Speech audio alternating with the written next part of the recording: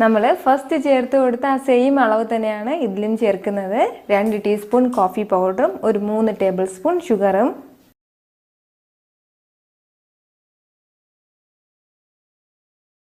ഇതിലേക്ക് ഇനി നമുക്ക് 1 ടേബിൾ സ്പൂൺ വെള്ളം ചേർത്ത് കൊടുക്കാം. നമ്മൾ നേരത്തെ സ്പൂൺ വെച്ച് മിക്സ് ചെയ്തപ്പോഴത്തേക്കും 1 ടീസ്പൂൺ ആയിട്ട് വെള്ളം ഒഴിച്ചതുപോലെ നമ്മൾ ഇതിൽ ചേർക്കേണ്ട കാര്യമില്ല. ഇതിൽ ഡയറക്റ്റ് ആയിട്ട് തന്നെ നമുക്ക് വെള്ളം ആവശ്യത്തിന് ചേർത്തിട്ട് നമുക്ക് മിക്സ് ചെയ്താൽ മതിയാവും. ബീറ്ററിൽ ഞാനിപ്പോൾ 1 ഹുക്ക് ഇളക്കി മാറ്റിയിട്ടുണ്ട്. 1 മാത്രമേ ഇട്ട് കൊടുത്തിട്ടുള്ളൂ. അപ്പോൾ ശരി, നമുക്കിത് ബീറ്റ് ചെയ്തെടുക്കാം.